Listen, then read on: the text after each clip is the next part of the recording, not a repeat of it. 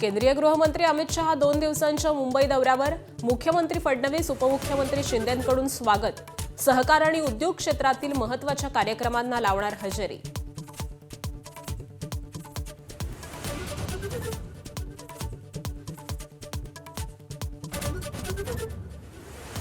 प्रशांत किशोर यांनी प्रदेशाध्यक्ष बदलण्याचा सल्ला दिल्याच्या चर्चेनं राष्ट्रवादीत खळबळ. किशोर पक्षाचे सल्लागार असल्याचं माहीत नाही, तटकरे भडकले. तर बैठकीत उपस्थित नसल्याचं जय पवारांचं स्पष्टीकरण.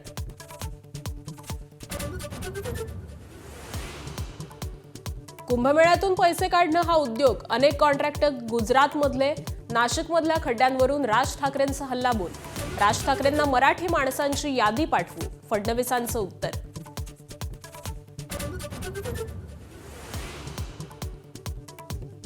E20 पेट्रोल प्रकरणात मोठा भ्रष्टाचार. देशभरामध्ये रान पेटवणार. काँग्रेस नेते राहुल गांधींचा एल्गार.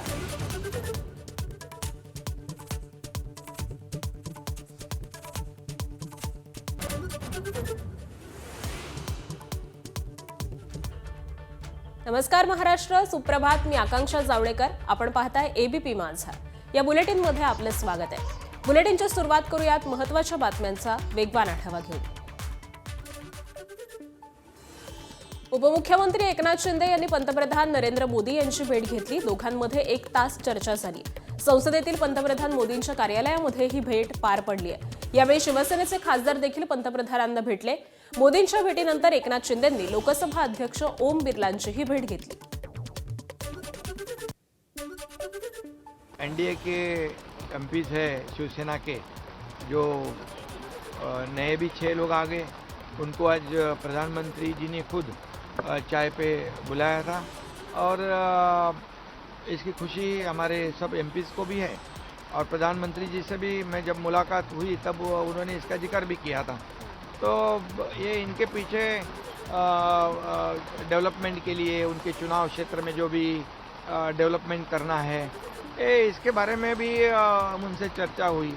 और इससे काफ़ी फ़ायदा होगा राज्य सरकार की ओर से भी और केंद्र सरकार की ओर से भी. ये हमारे एमपीज़ को डेवलपमेंट के लिए सपोर्ट मिलेगा. केंद्रीय गृहमंत्री अमित शहा 2 दिवसांच्या मुंबई दौऱ्यावरती आहेत. अमित शहा मुंबईमध्ये दाखल झालेले असून मुख्यमंत्री देवेंद्र फडणवीस आणि उपमुख्यमंत्री एकनाथ शिंदे, भाजपचे प्रदेशाध्यक्ष रवींद्र चव्हाण यांनी शहांचं स्वागत केलं. राष्ट्रीय नागरी सहकारी वित्त आणि विकास महामंडळाच्या अधिवेशनाला अमित शहा उपस्थित राहणार आहेत. त्याचबरोबर BSE इंटरनॅशनल कन्व्हेन्शन सेंटरला देखील अमित शहा उपस्थित राहतील. एका भेटीमुळे राष्ट्रवादीतल्या गटातटाचं राजकारण पुन्हा एकदा चव्हाट्यावर आलंय. बिहारमधले नवनिर्वाचित आमदार आणि राजकीय रणनीतिकार प्रशांत किशोर यांनी काल उपमुख्यमंत्री सुनेत्रा पवारांची भेट घेतली. भेटीमध्ये त्यांनी राष्ट्रवादीचे प्रदेशाध्यक्ष सुनील तटकरे यांच्याबद्दल यथेच्छ तक्रारी केल्याचं समजतंय. आमच्याकडून काम हवं असेल तर प्रदेशाध्यक्ष पदाचा निर्णय घ्यावा लागेल, अशी टोकाची अट किशोर यांनी सुनेत्रा पवारांकडे ठेवल्याची माहिती आहे. या भेटीनंतर तटकरेंवरून राष्ट्रवादीमध्ये झालेल्या जुन्या वादाची पुन्हा उजळणी सुरू झाली. चर्चा टोकाला गेल्यानंतर स्वतः समोर तटकरे आले आणि प्रशांत किशोर राष्ट्रवादीचे सल्लागार आहेत हेच आपल्याला माहिती नसल्याचं सांगत पेच वाढवला. बैठकीला पार्थ पवार प्रत्यक्ष उपस्थित होते, तर ऑनलाईन उपस्थित असलेल्याची चर्चा जय पवार यांनी फेटाळली आहे.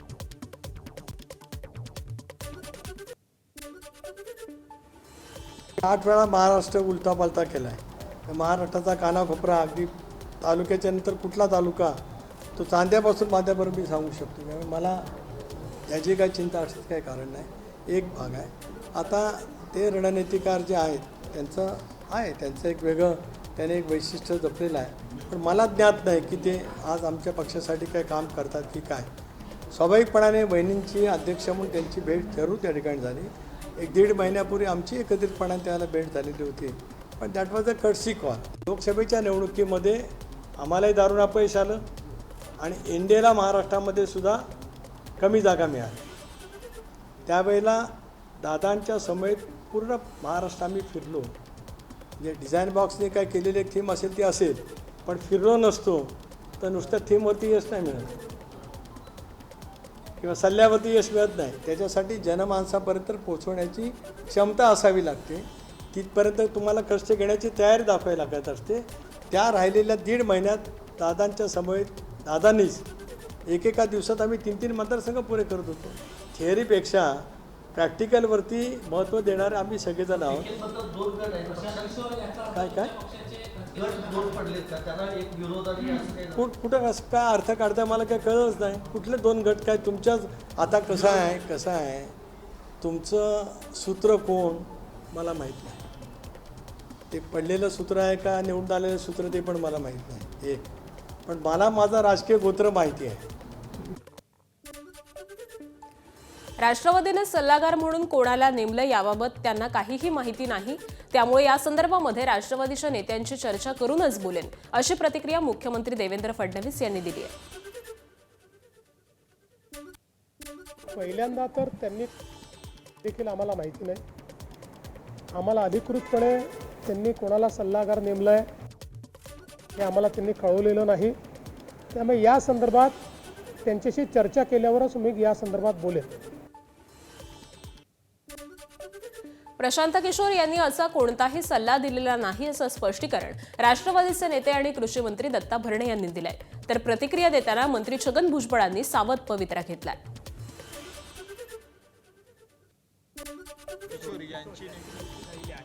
सल्ला दिलेला आहे की जर आगामी काळात निवडणुका लढायच्या असतील तर प्रदेशाध्यक्ष पद जे आहे त्याचा विचार करणं गरजेचं आहे किंवा बदलायला हवं आहे असं त्यांनी म्हटलं. नाही, या बाबतीमध्ये मला आपल्याकडूनच समजतंय. असं कधी ते म्हटलेलं नाहीत किंवा कुठं झाले हे केलेलं नाही किंवा माझ्या ऐकण्यामध्ये ते कुठं ऐकण्यात किंवा कुठं चर्चा झालेली नाही आहे.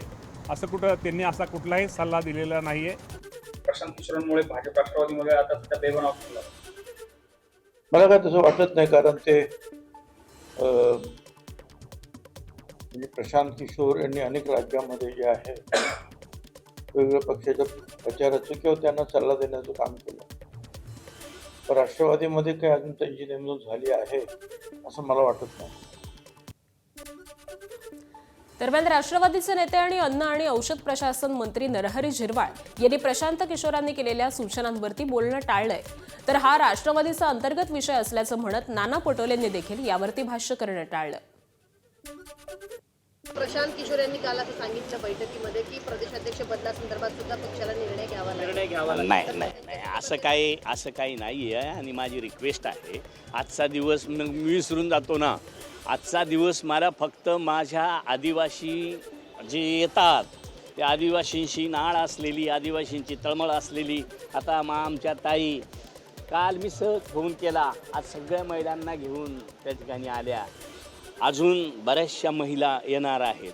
तर आजचा 2-3 दिवसाचा काळ हा फक्त आणि फक्त 9 ऑगस्ट आदिवासी दिन एवढ्या प्रथम सीमित ठेवावा अशी विनंती.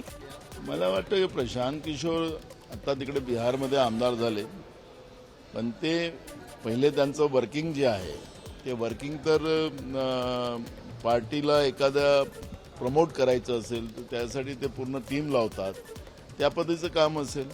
त्यामुळे मला वाटतं की त्या पार्टीच्या अंतर्गत काय सल्ला दिला त्यांनी, काय नाही दिला, मला वाटतं की काँग्रेसला त्याच्यामध्ये पडायचं कुठलं कारण वाटत नाही. मुंबईत राष्ट्रवादी काँग्रेस पक्षाच्या कार्यालयाबाहेर काँग्रेस कार्यकर्त्यांनी जोरदार आंदोलन केलं. अजित पवार यांना न्याय कधी मिळणार असा सवाल करत मीरा रोड इथल्या काँग्रेस पदाधिकारी थेट राष्ट्रवादीच्या कार्यालयासमोर पोहोचले.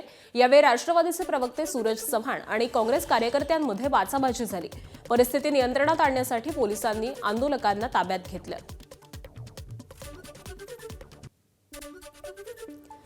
कर्जमाफीचा पहिला हप्ता वितरित झालाय. 6,22,000 शेतकऱ्यांच्या खात्यावरती 5,029 कोटी रुपये हस्तांतरित करण्यात आले. आधार प्रमाणीकरण पूर्ण झालेल्या शेतकऱ्यांच्या कर्ज खात्यांवरती रक्कम थेट जमा करण्यात आली आहे. त्याचबरोबर राज्य शासनानं सर्व बँकांना कर्जमुक्तीचा लाभ मिळालेल्या पात्र शेतकऱ्यांना तातडीनं खरीप पीक कर्ज उपलब्ध करून देण्याचे निर्देश दिलेत, जेणेकरून शेतकऱ्यांना नव्यानं शेतीसाठी आर्थिक बळ मिळेल. तर पहिल्या यादीतील ज्या पात्र शेतकऱ्यांचं आधार प्रमाणीकरण अद्याप पूर्ण झालेलं नाही, त्यांचं प्रमाणीकरण पूर्ण होताच त्यांच्या कर्ज खात्यांवरच्या लाभाची रक्कम टप्प्याटप्प्यानं हस्तांतरित करण्यात येईल.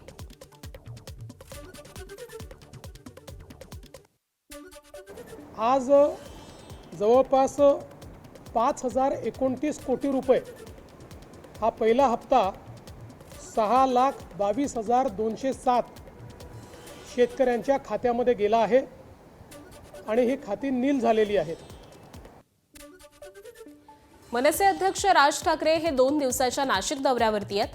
आज पत्रकार परिषदेमध्ये त्यांनी नाशिकमधील रस्त्यांवरच्या खड्ड्यांच्या परिस्थितीवरून राज्य सरकारवरती टीका केली आहे. 2015च्या कुंभमेळ्याला दाखला देत तेव्हा काम नकळतच झालेली होती, तेव्हा पैशांसाठी कामं केली जात नव्हती असं त्यांनी म्हटलंय. खड्डेमुक्त रस्त्यांच्या आश्वासनांची आठवण करून देत त्यांनी सध्याच्या प्रशासनाच्या कामगिरीवरती प्रश्नचिन्ह उपस्थित केलं. खड्डे पडलेले आहेत, काही गाड्या ट्रक बिग सगळे खड्ड्यामध्ये गेलेले आहेत, माणसं गेली आहेत त्याच्यामध्ये खास करून. परंतु या प्रशासनाला काही नाही, डिम्म येतं ना, माणसं मेल्याचं गेल्याचं यांना कुठचे काही सोयीसुद्धा, बस आपली त्या सगळ्या भागातनं म्हणजे त्या सगळ्या कामातनं कमिशन कशी मिळतील हाच फक्त एक सगळ्यात महत्वाचा भाग आहे. अनेक कॉन्ट्रॅक्टर्स हे गुजरातमधले आहेत, म्हणजे महाराष्ट्रामध्ये कॉन्ट्रॅक्टर जन्मालाच नाही आले असा भाग आहे. आणि वरून जे आदेश येतील त्याप्रमाणेच फक्त हे कुंभमेळे करायचे आणि महाराष्ट्रामधले एकूणच सगळ्या गोष्टी ह्या वरतून जे आदेश येतील त्याप्रमाणेच जर समजा हाताळायचे असतील तर त्यांचं त्यांना लक्ष लागू. दुर्दैव आहे. कुंभमेळा संदर्भातील बैठकीमध्ये मुख्यमंत्री देवेंद्र फडणवीस यांनी अधिकाऱ्यांना खडेबोल सुनावलेत. खड्डे बुजवण्याची जबाबदारी ज्यांच्यावरती आहे त्यांच्यावरती दंड लावा आणि त्यांचे पुढचे काम थांबवा असे आदेश मुख्यमंत्र्यांनी दिले. लोकांना कारणे सांगू नका, त्यांना समाधान द्या, असं रिलॅक्स राहून चालणार नाही असंही ते म्हणालेत. महाकुंभ तोंडावरती असल्यामुळे सर्व विभागांनी जबाबदारी ओळखावी, अधिकाऱ्यांनी चेंबरमध्ये बसून न राहता मैदानावरती जाऊन संवाद साधावा अशा सूचना मुख्यमंत्र्यांनी केल्या. इतका खर्च करून देखील रोष येत असेल तर कुठे चुकतो आहोत याचं आत्मपरीक्षण करा. पुढच्या 1 महिन्यामध्ये पुन्हा बैठक घेईन, तेव्हा गुणात्मक सुधारणा दिसली पाहिजे असाही इशारा त्यांनी दिला. सगळे रस्ते MNGL ला आपण पाईपलाईन टाकण्याकरता मान्यता दिली होती आणि ती महत्त्वाची आहे. गॅस पाईपलाईन, त्या गॅस पाईपलाईन टाकल्यानंतर घरोघरी जे कनेक्शन द्यायचे त्याला ते उशीर लावत असल्यामुळे जिथे पाईपलाईन टाकली आहे तिथे घरचं कनेक्शन देण्याकरता पुन्हा खोदावं लागेल, म्हणून आपल्याला रस्ता करता येत नाही. नाशिक शहरात सुरू असलेल्या कामांच्या कंत्राटावरून राज ठाकरेंनी प्रशासनावरती आरोप केले होते. त्यावरती मंत्री गिरीश महाजनांनी स्पष्टीकरण दिलंय. राज ठाकरेंना काहीतरी गैरसमज झालेला असावा असं महाजन म्हणालेत.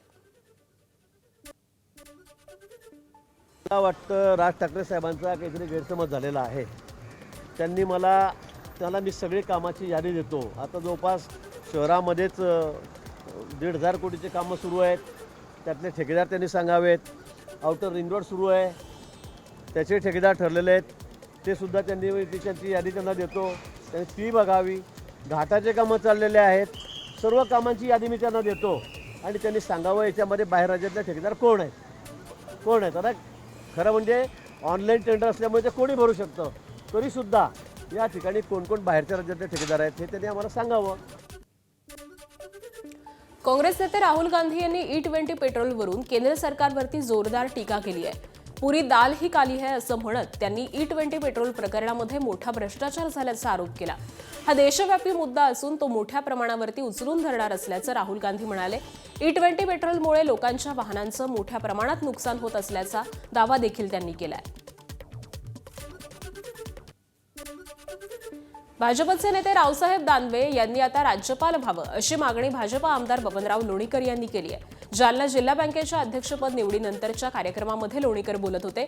दानवेंचं वय आता राज्यपाल होण्याचं झालंय, त्यासाठी आमचा सगळ्यांचा पाठिंबा आहे. आम्ही सगळे देवेंद्र फडणवीसांकडे आग्रह धरणार असं देखील लोणीकरांनी म्हटलंय. तर यावेळी त्यांनी खासदार होण्याची इच्छा देखील बोलून दाखवली.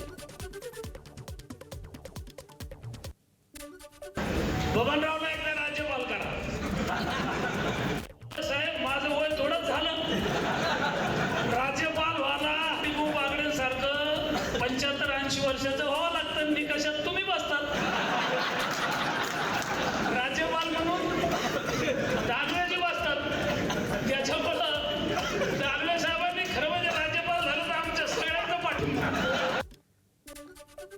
छत्रपती संभाजीनगरमध्ये कॉक्रोच जनता पार्टीच्या कार्यशैली विरोधामध्ये उपोषण सुरू आहे. गुजरातचे मनीष ब्रह्मभट आणि राहुल पांड्या हे दोन्ही आंदोलक विभागीय आयुक्तालयासमोर उपोषणाला बसलेत. काल त्यांनी सीजेपीच्या कार्यशैलीवरती आक्षेप घेत अभिजित दिपकेंच्या घरासमोर आंदोलन केलं होतं.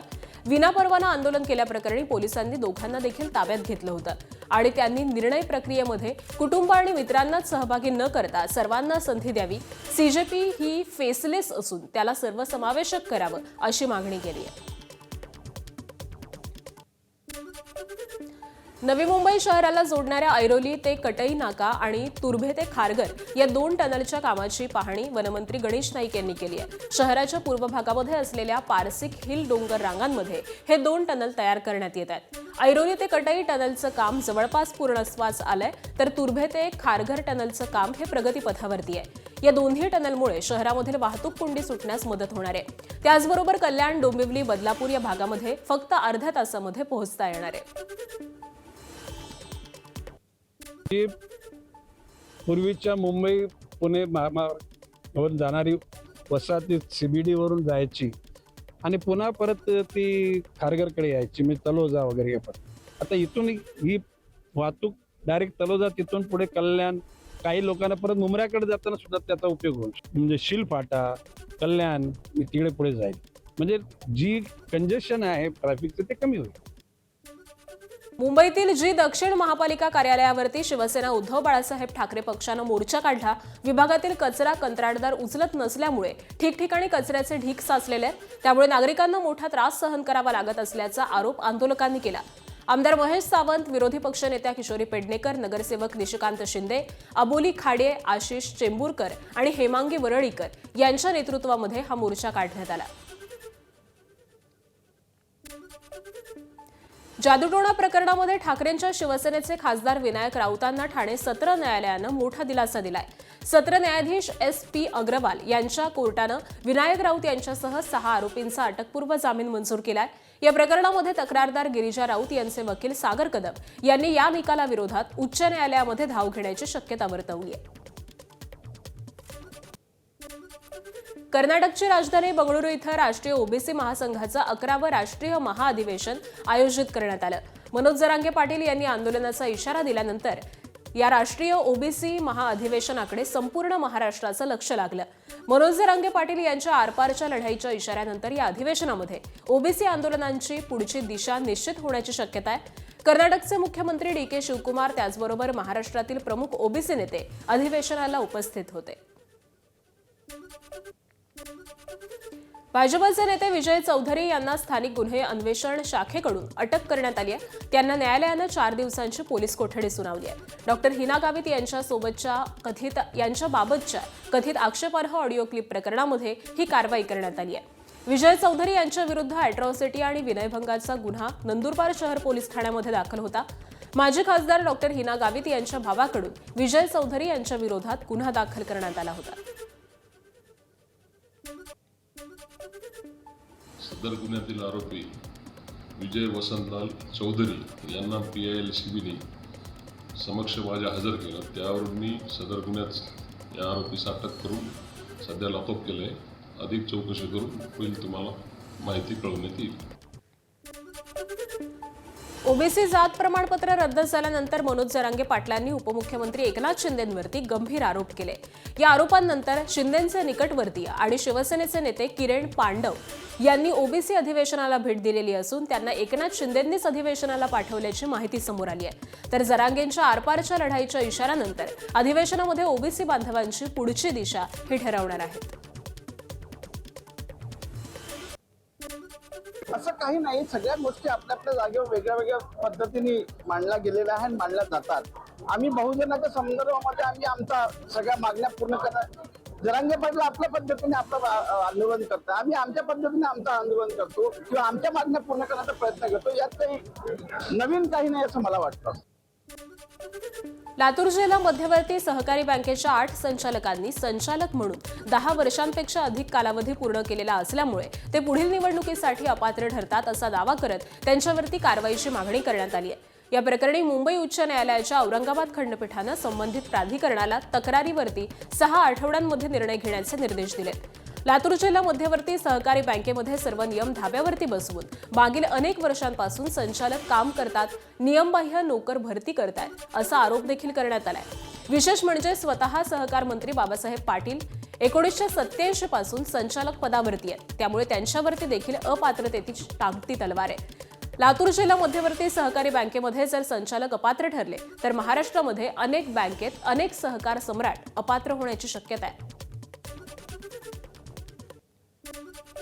10 वर्षापेक्षा अपात्र होतात आणि कुठलाही धोरणात्मक निर्णय घ्यायचा नाही. तरी देखील लातूर जिल्हा मध्यवर्ती सहकारी बँकेने TCS कंपनीकडून परीक्षा घेतली, नियमाची पायमल्ली केली सगळी आणि आता नोकर भरती उद्या 14 तारखेला त्यांनी जॉईन करण्यासाठी नोटिफिकेशन दिलेलं आहे जवळपास 200-250 लोकांना. त्याच्यात आदेशात काय केलं? आदेशामध्ये आता ते डायरेक्शन मी जे पत्रामध्ये मागणी केली आहे त्या पत्राचा विचार विनिमय करून कारवाई करा म्हणलं ना. मी त्या RBIच्या पत्रामध्ये म्हणलेलं आहे की बाबा नोकर भरती तात्काळ रद्द करावी आणि बँकेवर प्रशासक नेमा म्हणलेला आहे मी.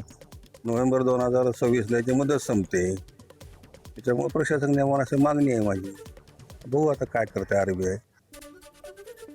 शिक्षक भरतीच्या प्रतीक्षेत असलेल्या हजारो उमेदवारांसाठी दिलासादायक बातमी आहे. राज्यातील स्थानिक स्वराज्य संस्था, खासगी अनुदानित आणि शासकीय शाळांमधील तब्बल 30,209 शिक्षक पदांसाठी पवित्र पोर्टलद्वारे भरती प्रक्रिया सुरू करण्यात आली आहे. शिक्षक अभियोग्यता आणि बुद्धिमत्ता चाचणी अर्थात TAIT उत्तीर्ण उमेदवारांना 11 ऑगस्टपर्यंत रिक्त पदांसाठी प्राधान्यक्रम नोंदवता येणार आहे. पदभरतीच्या जाहिराती प्रसिद्ध झाल्यानंतर ही सुविधा उपलब्ध करून देण्यात आली.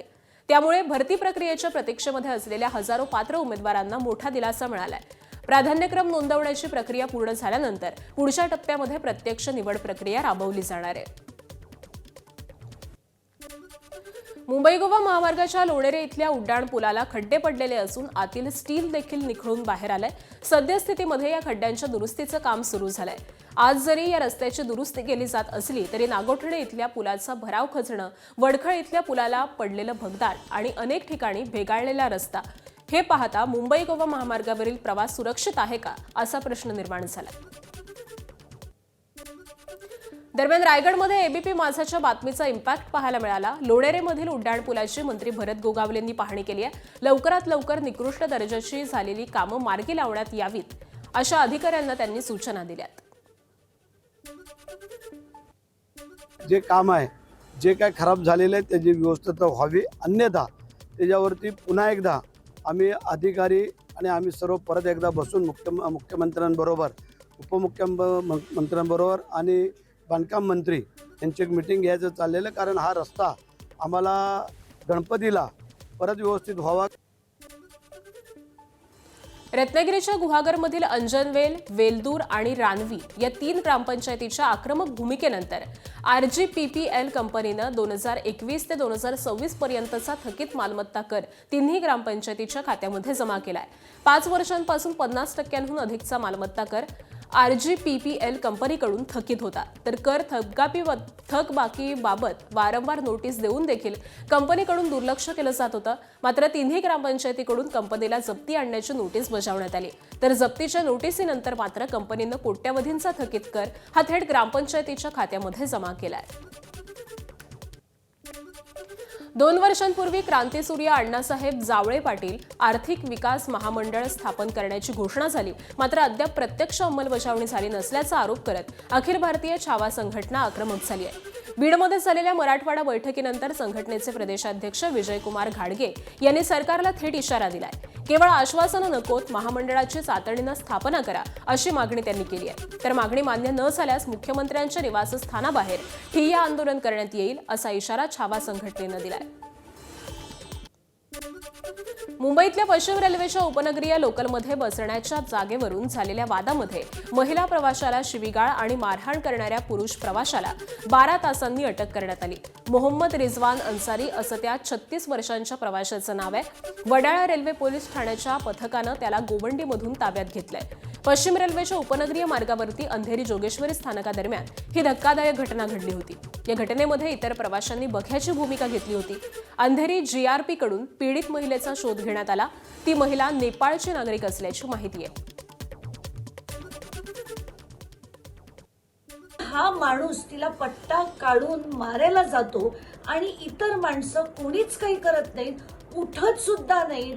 काय म्हणायचंय आजकाल या खरंच मला तर काही सुचतच नाही काय बोलावं अशा लोकांना. त्या माणसाला शिक्षा तर झाली पाहिजे, आपण हे नेहमीच म्हणतो, पण खरंच ही मानसिकता कधी बदलेल असा प्रश्न पडतो. धाराशिवच्या परंडा शहरामध्ये भर दुपारी 2 गटामध्ये तुफान राडा झालाय. लाठ्या-गाठ्या आणि दगडांनी एकमेकांवरती हल्ला करण्यात आला. या हाणामारीचा व्हिडिओ मोबाईल कॅमेरामध्ये कैद झालाय. एकमेकांकडे पाहण्याच्या कारणावरून सुरू झालेला शाब्दिक वाद थेट हाणामारीपर्यंत पोहोचल्याची माहिती आहे. तर या घटनेमागचं नेमकं कारण अद्यापही स्पष्ट झालेलं नाही. मात्र राजकीय वादामधून हा प्रकार घडल्याची चर्चा आहे. भर चौकामध्ये हाणामारी सुरू झाल्यामुळे परंडा शहरामध्ये काही काळ तणावाचं वातावरण निर्माण झालं होतं.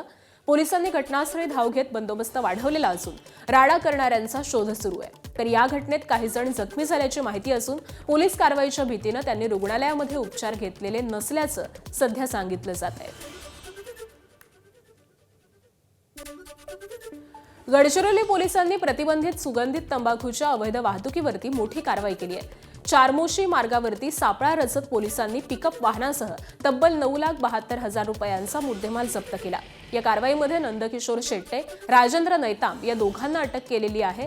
यासोबतच फरार आरोपी चंद्रकांत पिपरे या मुख्य सूत्रधाराचाही शोध सुरू आहे. तपासणी दरम्यान वाहनामधून मोठ्या प्रमाणात हुक्का, तंबाखू, सुगंधित तंबाखू त्याचबरोबर प्रतिबंधित तंबाखू हा आढळून आल्यामुळे मुद्देमाल जप्त करण्यात आलाय.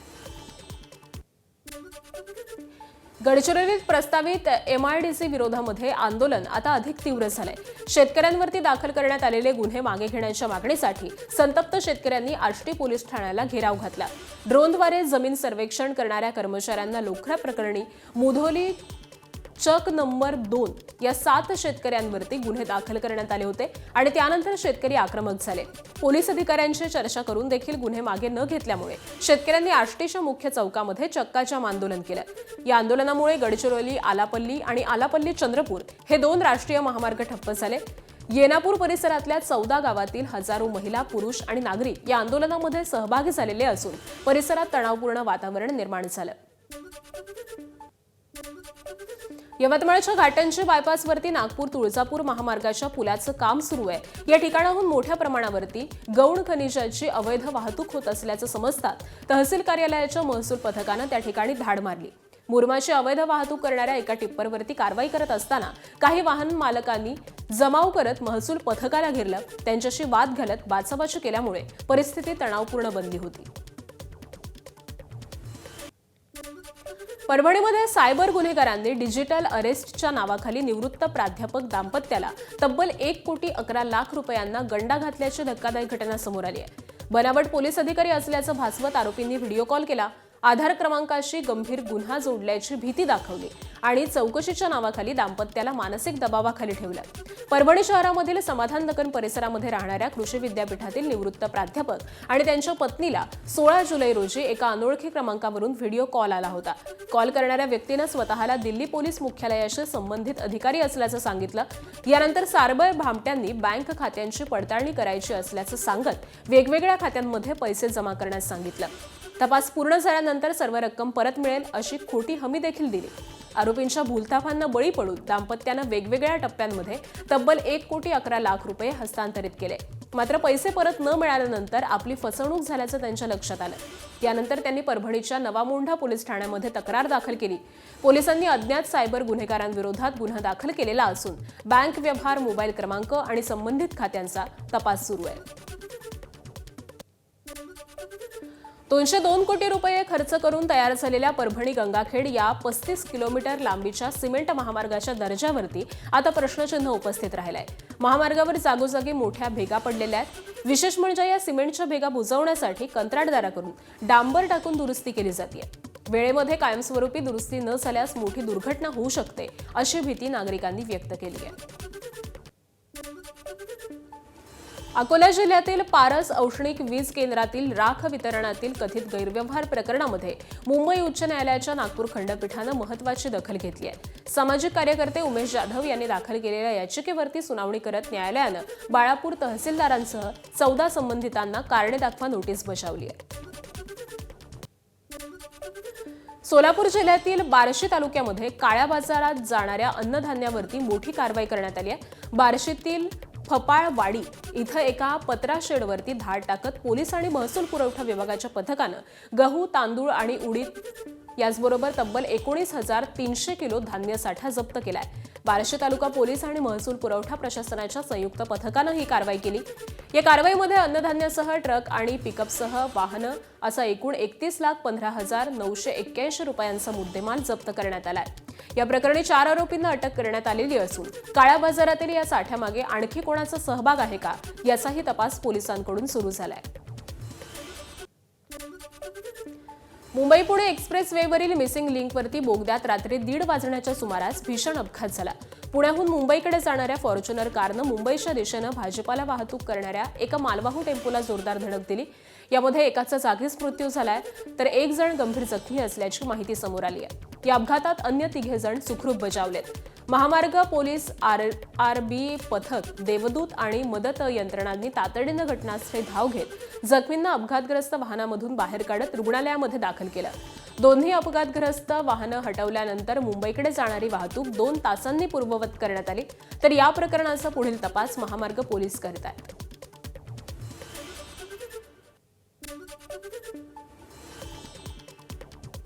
मुंबई महापालिकेच्या बेस्ट उपक्रमाच्या स्थापना दिनाला काल मुलुंड चेकनाका परिसरामध्ये झालेल्या बस अपघाताचं गालबोट लागलं. या अपघातामध्ये एका महिलेचा मृत्यू झालाय. नेरूळ बस स्थानक ते मुलुंड चेकनाका मार्गावरच्या बस सिग्नलवरती ही थांबलेली असताना महिला रस्ता ओलांडत होती. सिग्नल हिरवा होताच बस सुरू झाली आणि महिलेचा या बसच्या अपघातामध्ये मृत्यू झालाय. या प्रकरणी मुलुंड पोलिसांनी बस चालक आणि वाहक यांना ताब्यात घेतलेलं असून पुढील तपास सुरू आहे. देवप्रयागमधील राज्य महामार्गावरती बोलेरो गाडी दरीत कोसळून एकाच कुटुंबातील 5 जणांचा मृत्यू झालाय. पौडी देवप्रयाग राज्य महामार्गावरती कुंडाधार परिसराजवळ शुक्रवारी मोठ्या रस्ते अपघातामध्ये 5 जणांचा जीव गमावला आहे तर एक लहान मुलगा गंभीर जखमी झालाय. जखमी मुलाला नजीकच्या हॉस्पिटलमध्ये दाखल करण्यात आलंय. अपघातग्रस्त बोलेरो गाडी लक्सरहून पौडीकडे जात होती आणि त्यावेळी दुसऱ्या गाडीला जागा करून देत असताना बोलेरोच्या चालकाचं नियंत्रण सुटलं आणि हा अपघात घडल्याची माहिती समोर आली.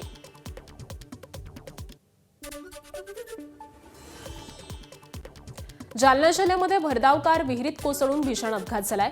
या दुर्घटनेमध्ये 2 महिलांचा मृत्यू झालेला असून 1 जण गंभीर जखमी आहे. पारत ते वालसावंगी मार्गावरच्या पद्मावती गावाजवळ दुचाकीला वाचवताना चालकाचं नियंत्रण सुटलं आणि कार थेट रस्त्यालगतच्या विहिरीत कोसळली. भोकरदन तालुक्यातील धावडा इथल्या एकाच कुटुंबातील 3 अंत्यविधी आटोपून परतत होते आणि यावेळी हा अपघात झाला. गोव्यातील सत्तरी तालुक्यामध्ये धबधब्यात बुडून 17 वर्षीय विद्यार्थ्याचा मृत्यू झाल्याची दुर्दैवी घटना समोर आली आहे. वास्को बायणा इथल्या एका शिक्षण संस्थेतील साधारण 40 विद्यार्थ्यांचा गट ट्रेकिंगसाठी आलेला होता आणि त्यावेळी ही दुर्घटना घडली.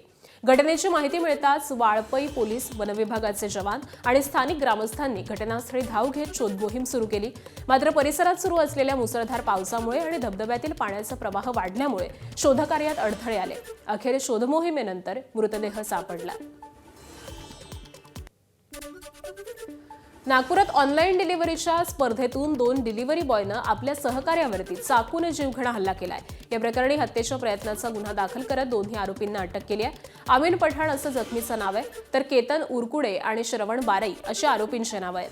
पोलिसांनी दिलेल्या माहितीनुसार अमीन वेळेमध्ये डिलिव्हरी पूर्ण करत असल्यामुळे कंपनीत त्याची चांगली प्रतिमा होती. त्याला इन्सेंटिव्ह देखील मिळत होता आणि याच कारणावरून आरोपी त्यांच्यावरती नाराज होते. रविवारी सकाळी दोघांनी अमीनची वाद घालून जीवे मारण्याची धमकी दिली होती. त्याचबरोबर रात्री त्याच्यावरती हल्ला करण्यात आला. यातील जे आरोपी आहे त्याला मारणार आहे एक आहे केतन उरकुडे, हा जिल्हा राहतो, आणि दुसरा आहे श्रावण बाराई. तर हे त्याला नेहमी टोकायचे की तू उशिरा येऊन तुझं टास्क पूर्ण करतो आणि तुला कंपनीकडनं जास्त रक्कम मिळते. तर त्यांची नेहमी असे वाद व्हायचे. 2 तारखेला पण सकाळी त्यांचा वाद झाला त्याच कारणावरनं आणि त्या वादाच्या अंती संध्याकाळी त्यांनी त्याचा पाठलाग करत आले आणि त्याला चाकूने वार केला आणि त्यामध्ये तो गंभीर जखमी झाला होता आणि त्याला लगेच मेडिकलमध्ये नेऊन त्याचा उपचार करण्यात आलेला होता. सांगली जिल्ह्यात स्थानिक गुन्हे शाखेनं अवैध शस्त्र बाळगणाऱ्यांविरोधामध्ये मोठी कारवाई केली आहे. या कारवाईमध्ये रेकॉर्डवरील 3 आरोपींना ताब्यात घेत 11 देशी बनावटीची पिस्तूल, 22 जिवंत काडतुसं आणि 2 स्पेअर मॅगझिन असा एकूण 7,62,000 मुद्देमाल जप्त करण्यात आलाय. मयुरेश आदाटे, मारुती गुजले आणि वैभव उर्फ गब्बर इंगळे अशी ताब्यात घेतलेल्या आरोपींची नावं आहेत. ही शस्त्र मध्य प्रदेशातील एका व्यक्तीकडून घेतल्याची माहिती आहे. तो सध्या फरार आहे. तर या प्रकरणी आटपाडी पोलीस ठाण्यामध्ये गुन्हा दाखल करून पुढील तपास सुरू आहे. चंद्रपुरातील मनसे कामगार सेनेचे जिल्हाध्यक्ष अमन आंदेकरांवरती पॉक्सोच्या सहकलमाअंतर्गत गुन्हा दाखल करण्यात आलाय. अल्पवयीन मुलीच्या लैंगिक अत्याचार प्रकरणामध्ये मुलींची ओळख सार्वजनिक केल्याबद्दल गुन्हा दाखल करण्यात आलाय. 4 दिवसांपूर्वी बल्लारपूर परिसरातील खासगी आश्रमशाळेतील अत्याचाराची घटना घडली होती. यातील पीडित मुलींचे फोटो अमन आंदेकरांनी व्हॉट्सअपवरती ग्रुपवरती शेअर केले आणि यावरून पीडित मुलींच्या बालकांची प्रतिष्ठा आणि सुरक्षा धोक्यात असल्याचा ठपका ठेवत पोलिसांकडून गुन्हा दाखल करण्यात आलाय. ठाण्यामध्ये एका शाळकरी मुलाचा ड्रग्ज सेवनाचा कथित व्हिडिओ सध्या सोशल मीडियावरती मोठ्या प्रमाणात व्हायरल होतोय. शाळेच्या गणवेशातील हा विद्यार्थी शाळेच्या वर्गामध्येच ड्रग्ज सेवन करत असल्याचं व्हिडिओमध्ये दिसतंय. तर हा व्हिडिओ एका खासगी शाळेत असल्याचं बोललं जात आहे. या व्हिडिओमुळे शाळकरी मुलांमध्ये अंमली पदार्थांचा वापर वाढतोय का असा गंभीर प्रश्न उपस्थित झालाय. सदरचा व्हिडिओ कधीचा आहे याबद्दल पोलीस अधिक तपास करतायत. संबंधित व्हिडिओची पडताळणी करून शाळेचा शोध घेत असल्याची प्राथमिक माहिती देखील ठाणे पोलिसांनी दिली आहे. जालन्यातील भोकरदन शहरामध्ये मोठी दुर्घटना घडली आहे. अनवा रोडवरील एका महाविद्यालयाचा स्लॅब अचानक कोसळला. या दुर्घटनेमध्ये मलब्याखाली दबून एका मजुराचा मृत्यू झालेला असून 4 जण जखमी आहेत. जखमींवरती भोकरदन आणि जालना इथल्या रुग्णालयामध्ये उपचार सुरू आहेत. बाप्पाच्या स्वागतासाठी महाराष्ट्र राज्य परिवहन महामंडळ सज्ज झालंय.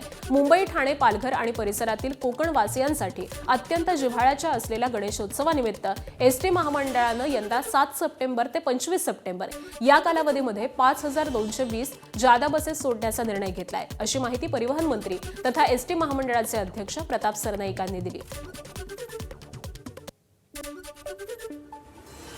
बदलापुरातील युवा उद्योजक निमेश जनवाड यांच्या चिंतामणी क्रिएशनच्या माध्यमातून यंदाच्या वर्षी 1.5 लाखांहून अधिक पर्यावरणपूरक गणेश मूर्ती परदेशी रवाना झाल्यात.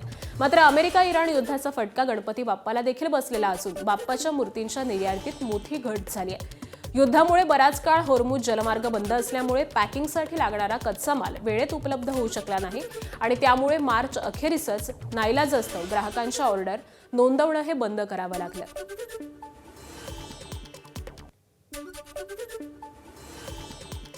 पुरवठा योग्यरित्या होत नसल्यामुळे कुठेतरी ऑर्डर्स देखील आम्हाला घेता आल्या नाही. यावर्षी आम्ही 1,62,000 गणेश मूर्ती परदेशात संपूर्ण जगभरामध्ये पाठवले. कदाचित युद्धजन्य परिस्थिती निर्माण झाली नसती आणि मालाचा योग्य पुरवठा सुरळीत सुरू असता तर कदाचित 2 लाखपेक्षा जास्त गणेश मूर्ती आम्ही परदेशात पाठवू शकलो असतो. छत्तीसगडमधील राजनांदगावमध्ये भाजप आणि माजी सैनिकांनी मिळून रक्षा सूत्र कार्यक्रम साजर केला. गोविंद राम सभागृहामध्ये हा कार्यक्रम पार पडलाय. यावेळी परिसरामधील शेकडो महिला सहभागी झाल्या. या कार्यक्रमाअंतर्गत सैनिकांसाठी 20,000 राख्या पाठवण्याचा अनोखा उपक्रम राबवण्यात आला. वाहतूक कोंडीमुळे पुणे शहर जगामध्ये 5व्या स्थानावरती असल्याची माहिती समोर आली आहे. टॉमटॉम या संस्थेच्या वतीनं जाहीर केलेल्या अहवालामधून ही माहिती समोर आली आहे. 2025 मध्ये वाहतूक कोंडीमुळे पुणेकरांचे 152 तास वाया गेलेत. 15 मिनिटांमध्ये पुणेकरांना फक्त 4.5 किलोमीटर अंतराचा प्रवास करता येतोय, असं देखील या अहवालामध्ये समोर आलंय. तर जगात वाहतूक कोंडीमध्ये मेक्सिको पहिल्या, बंगळुरू दुसऱ्या, आयर्लंडचं डल्विन तिसऱ्या, तर पोलंडमधील लॉर्ड्स हे शहर 4थ्या क्रमांकावरती राहिलंय. दिल्लीतील जगतपूर भागामध्ये मुसळधार पावसाचं पाणी साठल्यामुळे 3 शाळकरी मुलं नाल्यामध्ये पडली. स्थानिक नागरिकांनी तत्परता दाखवत या 3ही मुलांना सुरक्षित बाहेर काढलं. पाणी साचल्यामुळे आणि नाला भरल्यामुळे लोकांना मोठ्या त्रासाला सामोरं जावं लागलं. स्थानिक लोकांनी मदतीसाठी पुढाकार घेतल्यामुळे मोठा अनर्थ टळलाय. पाणी भरण्याची ठिकाणं आणि पाण्याचा निचरा करण्याची व्यवस्था यावरती मोठं लक्ष देण्याची गरज व्यक्त केली जाते. हरियाणातील यमुनानगरमध्ये पथराला नदीला पूर आल्यामुळे नागरिकांची वाहतूक प्रभावित झाली आहे. नदीचा पाणीप्रवाह वाढल्यामुळे शाळकरी मुलांसह ग्रामस्थांना अडचणींचा सामना करावा लागतोय. अनेकदा पाणी कमी होण्याची वाट पाहावी लागते. पुलाअभावी दरवर्षी पावसाळ्यामध्ये ही समस्या निर्माण होत असल्याची ग्रामस्थांची तक्रार आहे. चीनच्या शांशी प्रांतामध्ये मुसळधार पावसामुळे पूरपरिस्थिती निर्माण झाली आहे. यामुळे अनेक इमारतींचं नुकसान झालंय. विविध ठिकाणी मोठ्या हानीचीही माहिती समोर येते. मंगळवारपासून आतापर्यंत किमान 345 मालमत्तांचं नुकसान झालंय आणि 17,000हून अधिक नागरिकांना सुरक्षित स्थळी हलवण्यात आलंय. शांगलुओ शहरामध्ये शायांग काउंटीमधील 18 गावांवरती मुसळधार पावसाचा मोठा परिणाम झालाय, तर हजारो नागरिकांना स्थलांतरित करण्यात आलंय.